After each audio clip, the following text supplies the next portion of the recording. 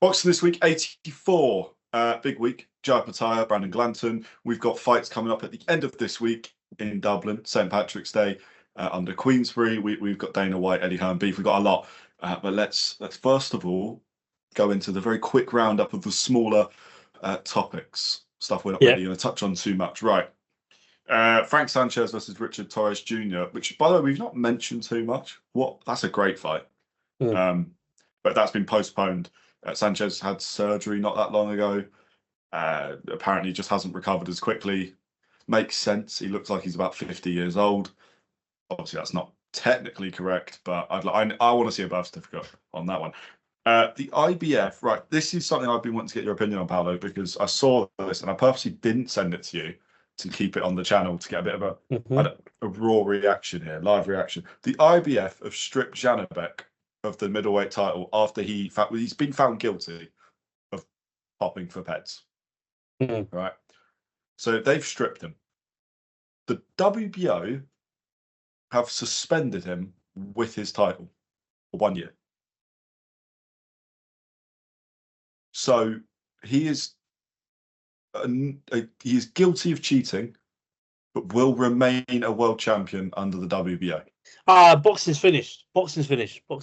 I've actually my analysis of just decisions I've seen over the last week or two, like we are reporting on a circus now. That's what we're doing, Connor.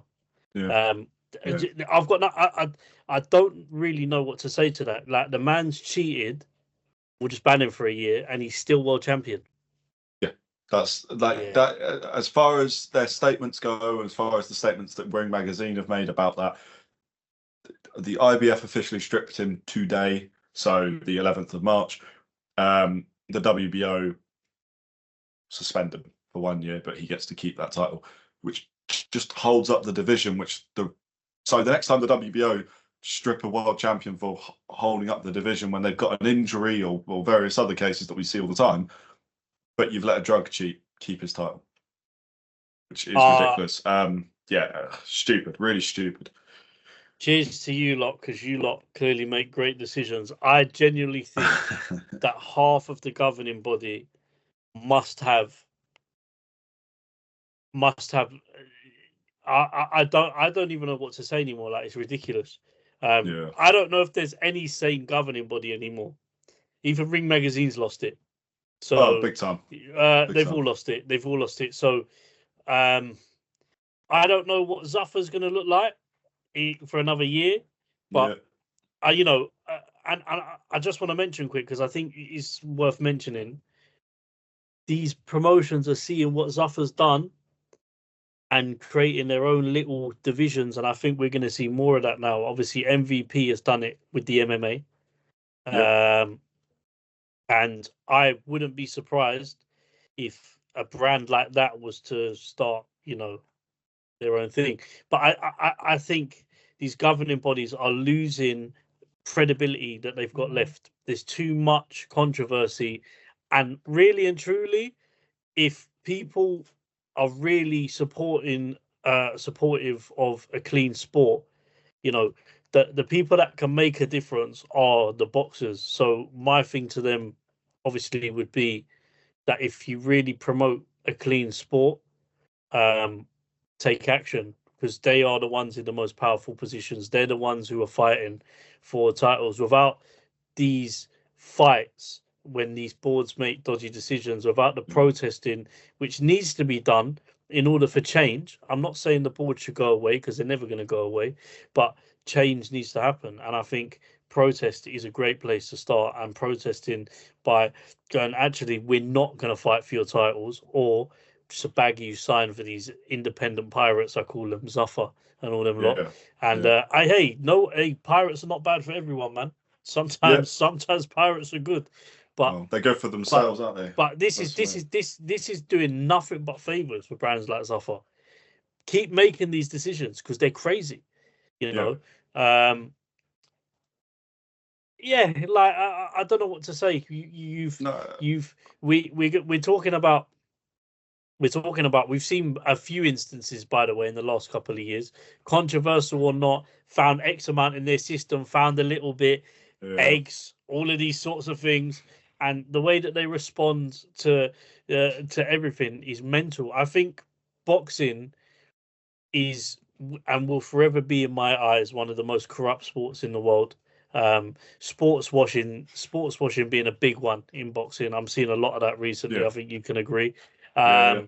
And then from the board's points of views, it's basically whoever's pocket you're holding, I'm going to use that analogy, you'll get a title shot. Some of them been watching Prison Break, obviously. 100%. Yeah, no, it's ridiculous what's going on with the boards, and we're going to talk about one of them specifically in a bit more detail just in a second. Just to wrap up a little, Usyk believes that Shakur is pound for pound number one. Not really an issue with that. Fine. It's fight week in Dublin as Jazza Dickens takes on Anthony Cacace. St. Patrick's Day. Just really cool, that event, to be honest with you. Queensbury have done a great job, and we will speak about the event next week when it's over. We're going to speak about reviewing the fight, all the usual stuff. Gabriela Fundora is defending her unified undisputed titles as well, with Barboza Jr. on the undercard. And because we're on YouTube, and we mentioned it anyway, but definitely because we're on YouTube, Vidal Riley against Masternak on the Wilder Chisora undercard, literally about half an hour ago, just got upgraded to being an IBF title, world title eliminator, which links nicely into the next topic as to why there's a cruiserweight IBF title just available. Xavi Iniesta wordplay there. Yeah, I'll be honest, I've got it all wrote down in a book, and I was quite proud of that when I decided to make that little jump. Should Opetaia be suing the IBF? 100%. 100%. 150%. Because I'm going to be honest with you, it's crazy that you have decided. You're not hearing mad background noise, are you? No, it's not. It's crazy that you have decided fight week will take the belt off you. Yeah. You knew he signed for Zuffa. You knew this weeks ago, maybe even months ago. Although maybe weeks ago, because I know it was quite quick in the way that they signed Opetaia going into the new year into his fight. But my point being is you had longer than a week to make this decision. I've heard rumours that the reason they're really petty, but I don't know how true this is, but I've heard a rumour that the reason that the IBF decided he couldn't defend the belt was because they didn't like the way that their belt was presented at the Zuffa boxing show. Well, that's what Dana White was asked about, and Dana's response was, how else were we supposed to present it? It was in front of him the whole time. It was on every poster that it was for the IBF title as well. And additionally, he had it in the ring with him after he won, after he beat Glanton. And we will speak about his performance as well. We had the IBF title for the face-off. And it was there the whole time. I would argue that the Zuffa belt actually took a step back in the sense that if you look at the shots of when Opetaia faced off with Glanton, they come together. The Zuffa belt's essentially, if they're standing here, the Zuffa belt's there behind them. You can't see that in the face-off. So I think they were quite accommodating. I think so. And when Dana White didn't have to be. But also, what I was worried about was when I saw the news, I thought Zuffa White are fucked up here because they've obviously promised Opetaia that he could fight for Zuffa and then go and fight for Undisputed. They'd have let him do all of that. However, in hindsight, I don't think that was Zuffa's decision or any of this was in their control at any point whatsoever. I agree. A bit of due diligence there from Dana. I mean, you kind of would have planned for this, but I do think Opetaia is within his rights. His lawyers believe, or solicitors believe, that they have what sounds like conversations that have been had with they call them elites or higher ups within these governing bodies, joking around about them actually doing this to Opetaia fight week.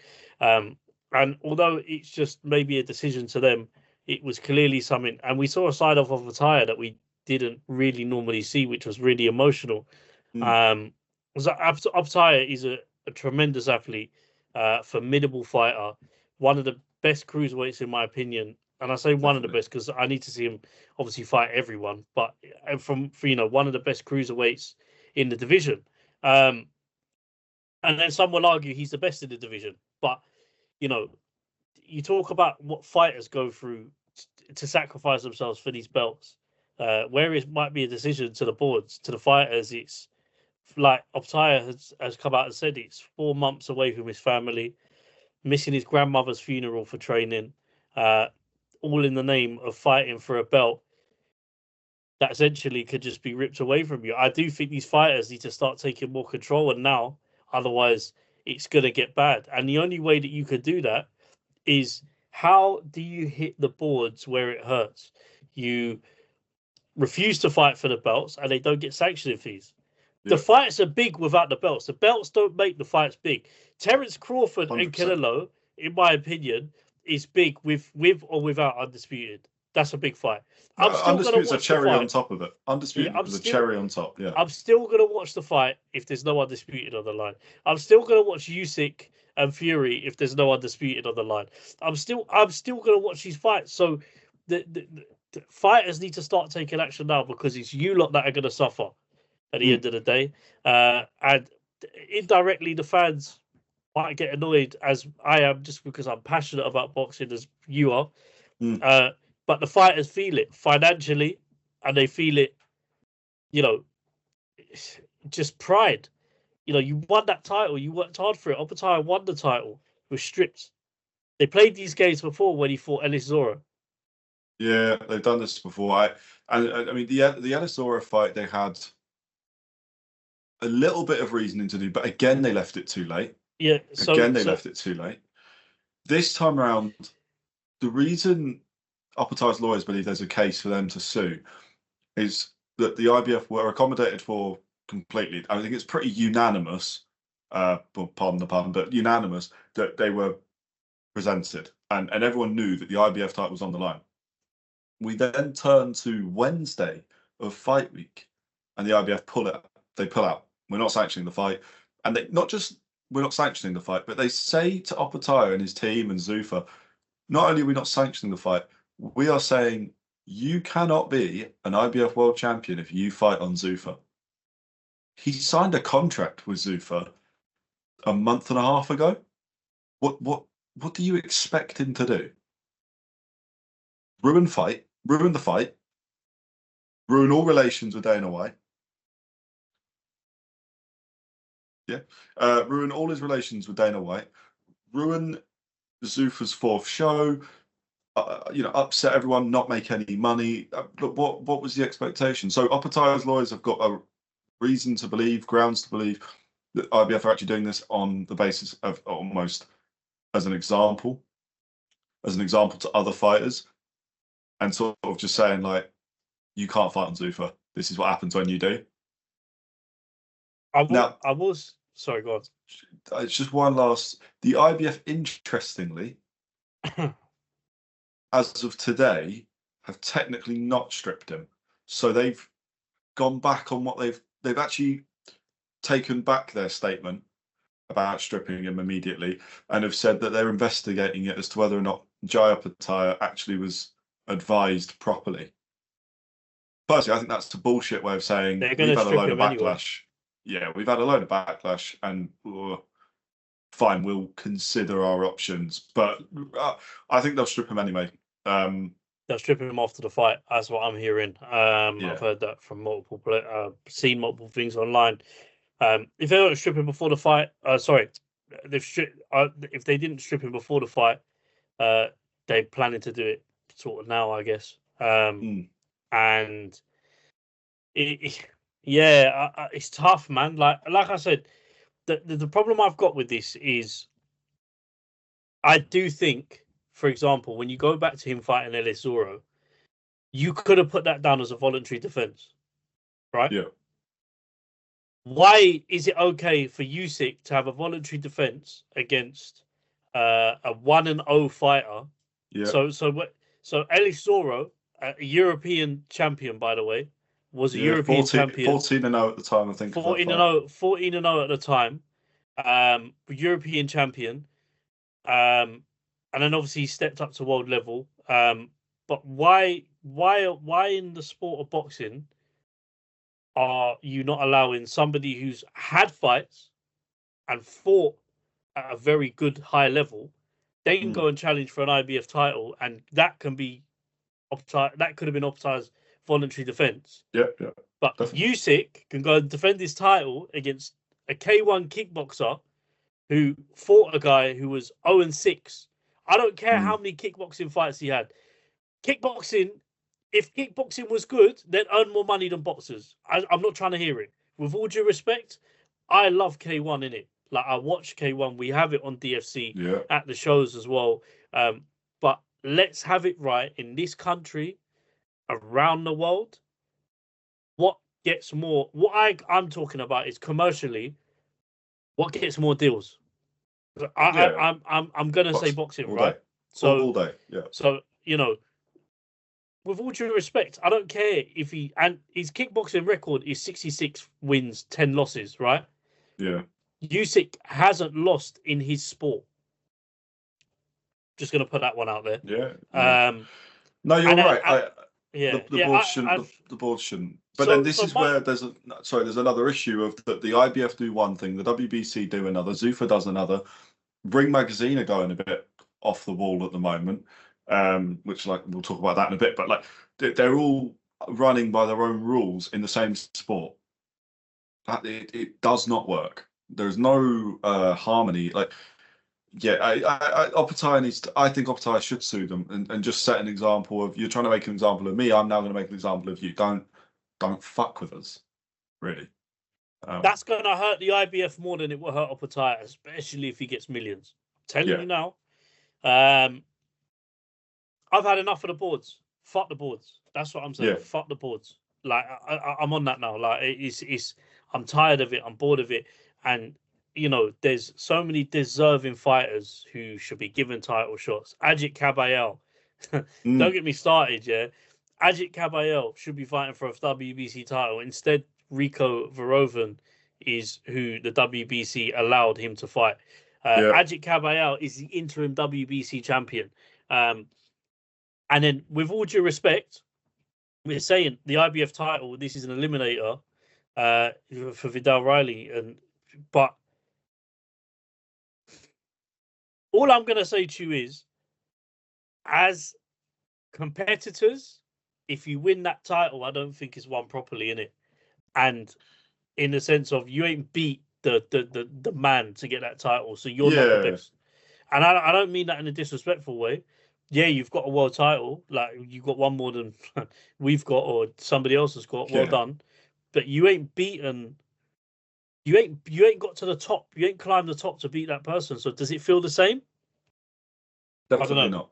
Definitely not. But I think, the boards are just weird, and the IBF especially. The IBF are known for making pretty harsh decisions, but this one is seemingly more spiteful than harsh. My one worry is that Opetaia sues the IBF, as I think he should, and then therefore cannot fight for undisputed, because they will not. We know how petty things get in boxing. You know what though? Unified champion, undisputed, whatever belts are available.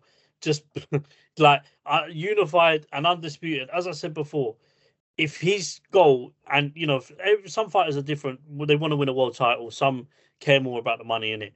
Opetaia wants to win the titles. Yeah, that's very clear. But win everything that you can win, and you've achieved everything in the sport. That's all I'm going to say in it. Yeah, exactly. You can't win something that is virtually impossible for you to win because you're not allowed to fight. So I don't look at it like a downgrade. If he is undisputed, fuck the IBF. Like that. Yeah, 100%. Yeah. And you mentioned it there as well. This kind of leads on to the next thing I wanted to bring up about Ajit Kabayel not getting his shot. Is Usyk ending his career badly? He's done his interview with Ring Magazine, and it's a very good interview, by the way. I recommend watching it. But to anyone at home or whatever, it's a typical Usyk interview, really. He's very humble, says everyone else is better than him, and all the rest of it. But he says that his next 3 fights and last 3 fights are going to be Rico Verhoeven, which we already have made our opinion on that pretty clear. I think it's shit. The winner of Wardley Dubois, Okay, I'm all right with that. Although I was, but I'm not. Dubois, I'm keen on not it, sure. A third time with Dubois, and then Tyson Fury 3, Greedy Belly 3. One of those 50-50. fights, one of those fights, commercially, I understand why he's doing it, and that's the Fury fight. He Yeah. will earn, out of those 3 fights, he's going to earn the most money if they Yeah. fight again. If Tyson Fury has a world title, it's even more lucrative for him. Oh yeah. But to be honest with you, I don't know. Look, the problem I've got with the other 2 fights are, obviously, we've already spoke on Rico Verhoeven, novice when it comes to boxing. Kickboxing and boxing is not the same. I don't care if someone comments on this and says kickboxing is better. You can't use your legs in a boxing match, so he's got a box, and you're fighting against one of the greatest heavyweights of all time. So it's not like you're fighting a man in a pub. And then the Wardley and Dubois fight, I actually was saying before we recorded this, if I'm right, and correct me if I'm wrong, Connor, I said, yeah, nah, if Wardley wins, it makes sense. And it kind of does. But then at the same time, if these boards want to act a certain way, in theory, what they should do is the WBC should be looking at that and going, we want you to fight Caballero next. Yeah, he's the interim champion. He deserves it, right? If you don't fight him, we'll just strip you. Caballero is then upgraded to full champion. And that's another option. But again, commercially, he's probably going to earn more money from. Usyk can do whatever he wants. Yeah, commercially, he's going to earn more money from Dubois or Woodley because a fight in the UK is going to earn him more money if he fights any of them 2 in the 100%. stadium. Caballero, unfortunately, doesn't bring the same revenue in and has nowhere near close to what Usyk would do to get out of bed. So the only way that he can fight is if the WBC force it. But they're going to get their sanctioning fees regardless. So they don't really care as long as they get their sanctioning fees. But if they're going to get more money from the Wardley fight, they're not going to do what morally the right thing is to upgrade Caballero to a champion. They're going to go down the money route. And again, this is why I say they are wankers, a lot of them. And that's what I've got to say on it. No, you're spot on. The fact is, Rico's a terrible fight. Shouldn't be sanctioned for a world title. We've spoke about that last week. We've actually we've got a short episode about that. We've got clips about that. If you want our full opinion on it and breakdown, you can see that just on the channel. But we know that's a terrible fight. But do you know what? AJ fought Ngannou, Fury fought Ngannou. A lot of these boxers, a lot of these guys have had these sort of silly money fights, and we've tuned in, for the most part, enjoyed it. So I could get a little bit past that. Do I want to see Usyk Dubois 3? No. What's the point? He beat Dubois in the first one pretty comfortably, apart from one punch that was, I think, low. If you don't think it was low, fine. But the point is, Usyk outboxed him before that and then finished him after it. So who cares? And then the second fight, Usyk turned his lights off in like a brutal way. Now, the Wardley fight I do like. I think you are right. I think the WBC have to strip Usyk of the title and upgrade Caballero, or at least give Caballero a world title fight for the WBC against a top contender. I'm guessing that would be Lawrence Okoli, I think, if memory serves correctly. Tyson Fury 3. Oh, I can understand. Like, Tyson Fury is the second best heavyweight of this era. So I kind of get it. It doesn't excite me that much because I do feel I know what's going to happen. We've seen it twice before, and Usyk was better in the second fight. Is he the best second heavyweight though? Is he? I think you can mix and match with the other. I think Anthony Joshua was third comfortably, but then I would have put Anthony Joshua. Listen, I think it's a toss up between them 2, to be honest, Connor. That's why we need to see them fight. I'll just say very quickly why I feel like Anthony Joshua has put himself in more risky fights over his career. So, I agree with that. so he had a higher probability of potentially losing because he was in more risky fights. Whereas, I am overlooking Wilder because I think he's terrible, and I've always said it. I agree, and I don't think Wilder didn't even, he's got mad power. Don't get it twisted. And he hit Fury with that, and Fury got up like it was nothing, and then carried on, and then a draw that arguably Fury should have won that fight. But then the next two, he just knocked his lights out both times. So that literally, I mean, the wars, weren't they? I know what you're saying. You're right. Fury's resume is underwhelming. The Otto Barlin win isn't great. The three Wilder fights aren't bad, but not great. Dillian White is a good win. That was a good win. We'll obviously give him that. But then you'd argue that Joshua fought a more dangerous Dillian White. 100%. Joshua fought Dillian White when he was undefeated, and it was for the British title when they were both the young guys coming up. And arguably at that point, Dillian White was not more dangerous, but was arguably looking like he might go and do better things. It was a very 50-50 for early on. No, I think you're bang on. The only reason that I say Fury is number 2 is because I think he did better against Usyk than Joshua over the 24 rounds that they both shared. I mean, the fight should have been stopped in the first one, but yeah. I mean, that's we can get if we get really technical with it, then we could easily say AJ had it's potentially the best round the ref against never stopped Usyk that as well. Yeah, it's mad the ref never stopped that, isn't it? Do you remember we done that live? We recorded that live. Yeah, we were saying he's out. Not recorded the fight just before you lot jump on us. we was doing a watch along. Yeah. And we was reacting to the fight. So don't, before you lot start trying to get in the comments, leave us alone, man. But go on. Usyk's end to his career, like he cleared out cruiserweight. He cleared them all out, beat them all, struggled against really none of them. Breedis was a hard fight, but he still got the job done fairly easily. He's come into the heavyweights and he's beaten Anthony Joshua twice. Fairly comfortably. Beaten Dubois twice, who's the young up-and-comer that, other than Atalma, but the young up-and-comer who's destined to knock everyone out. And he's made him look a bit silly. He's beat Chisora, Chisora's an all right win. It's a good win. He's beat Fury twice. Usyk can do whatever he wants. So that's why I can just about get past the Rico fight. A Dubois 3, I'm not happy with. A Wardley fight, I'm up for. I think Wardley, if he beats Dubois, Wardley's a great win on his record if he wins. And it's a great win. Yeah. So Wardley, I'm well up for that. Fury 3, I'm just not as fast. But I've seen some people, and it is a rare comment, so I'm not going to even pretend that it's. Does this blemish his record? The last 3 fights? Do you think? I don't think so. No, I don't think it blemishes it. I think when you're Usyk, I don't think there's no argument to know he's the number 1 heavyweight in the division. There's no argument to be had.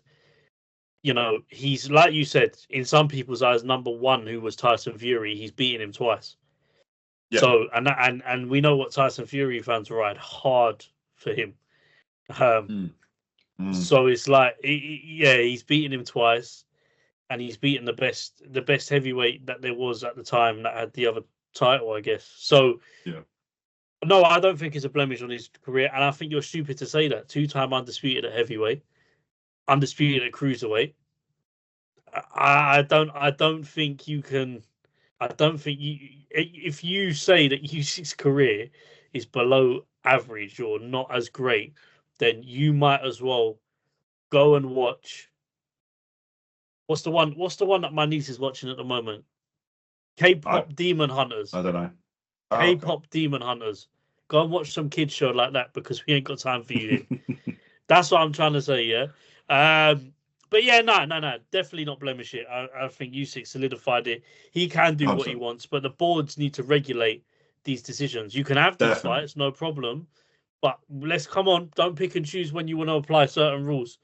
In theory, the right thing to do would be to strip Usyk of the title if he doesn't fight Caballero next. give Agreed. Caballero either a title shot against Okoli or upgrade him to WBC champion because he is the champion. And at that point there, you order the Okoli fight as the Okoli is a challenger. That would make sense. And, you know, I'd say the same with, I mean, who's the interim? You got the other champions. Like that, I think the belts need to be distributed back down again, because I actually think it is not a coincidence that it is in the interest of the boards to hold, to all scheme together to make sure that there's one champion, because the sanctioning fees for these fights would be much higher in an undisputed fight. So, yeah, get the belts distributed again, and we'll start again and give it another year or two. That's the thing. Let's not pretend that the WBO are going to get as much in their sanctioning fee of their 3% for Wardley Dubois as they were for Usyk Dubois. Usyk's the biggest seller, world champion seller in heavyweight boxing right now by a long margin. Tyson Fury will obviously join him immediately after Makhmedov fight, and AJ, if/when, because it does look like he's going to come back, AJ is back. AJ obviously probably beats both of those two as the biggest seller, but we just need to wait. But yeah, you know, you're right. It's not a coincidence that they'll be more lenient to a fighter if he can sell tickets. That 3% will add up. And we all know that if a unified fight will sell better than a single world title fight, and an undisputed fight sells like crack. So, yeah, I think people are being too harsh on Usyk, but I think you're spot on with the fact that the boards still need to treat him like everyone else and keep the division moving. And it would be nice to see the belts get a little bit more scattered, especially with the new generation that's coming into the heavyweights at the moment. Not necessarily younger fighters, but the fighters that are either, you know, come up in division or just recently making a bit more of a name for themselves. So there's some great fights out there that could well be for a world title, or at least they're of that quality. Now, obviously, Opetaia versus Brandon Glanton, very good fight. Glanton's tough as nails, although he had a hematoma. Is that term on the top of his head, which was disgusting to look at. There is a photo of it on a reel that we put out earlier this week. You can see it for about half a second, because didn't really want to get it taken down. I called that one third eye. Yeah. That looked like a man's third eye. Yeah. Little cyborg thing. It's kind of grim. Opetaia's power is mental. Fair play Glanton, who stayed up for the 12 rounds. Zuffa had a good event. I think overall people were pretty happy with it. I still don't think it is pushing the level of Eddie Hearn. I was going to say his rival Eddie Hearn, but that's not the case apparently. Dana White and Eddie Hearn aren't rivals. It's mad. Dana. Can I just say one thing on that? It's mental how throughout this, not once has he mentioned Frank Warren's name. Yeah, I know. I thought that as well. He listed them off. He listed them off, and he never mentioned Queensborough Frank Warren. Just left Frank Warren being one of the biggest promoters and oldest serving promoters still going in the game. Obviously, you got Bob Arum as well, but he ain't even got a TV deal right now. Dana White's right there. Yeah. He ain't had a show since last year or whenever he had the show. Yeah, well, Top Rank are weird. It's all a mess over there. But Queensbury is not a mess. It's far from a mess. I actually think the biggest thing that these lot can do is they go, fuck Saudi. We're going to create, because it's quite clear that Saudi have got their board of favourite people that are there that get what they want. I think maybe Eddie Hearn and Frank Warren has been used by Turkey now. Or not? That's what I'm calling it. It looks like they've been used. I agree. I think they've fallen down they're that satisfied and they've fallen down the pecking order. And Dana White's the new meat on the block. Let's call it that one. He's the new meat on the block. They've got Turkey Al-Sheikh's he's been in a marriage with these lot for too long. He needs some fresh meat. So he's gone out. Dana White's the mistress, isn't it? That's what's happened. and he's the new exciting mistress for Turkey Al-Sheikh. That's what it is now. But Eddie Hearn, in the process, has had created a massive, good relationship with Frank Warren. I reckon between those two and the experience that they've got in promoting, and they're the best, two of the best in the world, in my opinion, just at what they do. Definitely. And they've got their deal with DAZN. Because obviously Turkey Al-Sheikh's focusing more on Paramount now.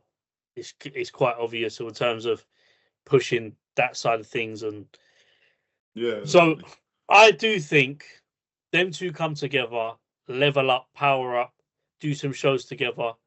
That's the Riyadh season figure.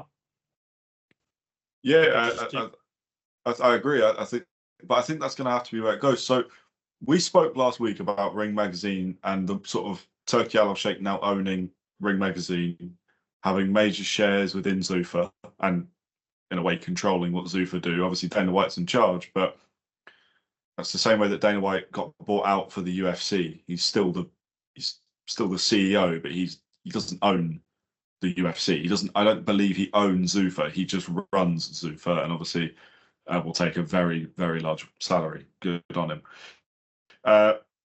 Right. So Ring Magazine posted this, I think after we recorded. It's a photo of Turkey and Eddie Hearn. And it's in response to Dana White and Eddie Hearn's beef that's been going on for the last few weeks. Obviously started by the Conor Benn signing, and then Eddie Hearn and Frank Smith started a Matchroom talent agency where they just represent athletes, and they signed Tom Aspinall, UFC heavyweight champion, first, which is really chess, not checkers. I mean, that is awesome. They're going to see every UFC deal that gets put to Tom Aspinall now. So when fighter pay gets brought up later on, Eddie's going to be a well-educated man. But Ring Magazine posted, while speaking to the Ring, Turkey Al-Sheikh said, Eddie Hearn, come and put your head on the chest of your father. I will give you a warm hug. The world is filled with evil people. Which is just a bit weird. My first reaction to that is just, what's the point of it? It's, it's not. I mean, I don't really understand what I've just read to you, people. It's sort of, I mean, it's obviously suggesting that Turkey owns Eddie. That's fine. We kind of get that. I don't know if it's a joke or not, but if it is a joke, it's badly timed, because we are also seeing Queensberry suing TKO and Seller, and therefore Turkey Al-Sheikh. And now Turkey's insulting Eddie, who's having a pretty heated argument and business disputes with Turkey Al-Sheikh owned Zuffa. Or, well, Turkey doesn't own Zuffa, but Turkey involvement in Zuffa. So I'm very confused by why that's been done. To me, it feels like we're going to go back to promoters doing their own separate thing, but Ring Magazine and Zuffa will just promote their own stuff. And they'll just report news, but clearly in a very biased manner, because they evidently, Ring Magazine is not impartial anymore. That's clear as anything.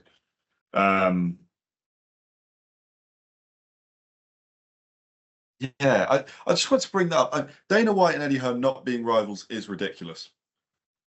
From both sides. Dana White needs to understand that he's a very good promoter at MMA, but the first 4 Zuffa shows do not compare to what Eddie Hearn's been doing this year, right? Or what Frank Warren's been doing. He is bang on about Top Rank. Top Rank are sadly a dying promotion. I don't know what's going on with them. Don't know what their plan is. I'm really not sure. But like, I actually saw something quite interesting. So their PR lady is no longer a top ranked PR lady. So that is interesting, and it's a small thing, but it just shows where they're at, maybe, with everything going on. It could well be to do with the fact that Bob Arum's legacy is nearly 100 years old as well.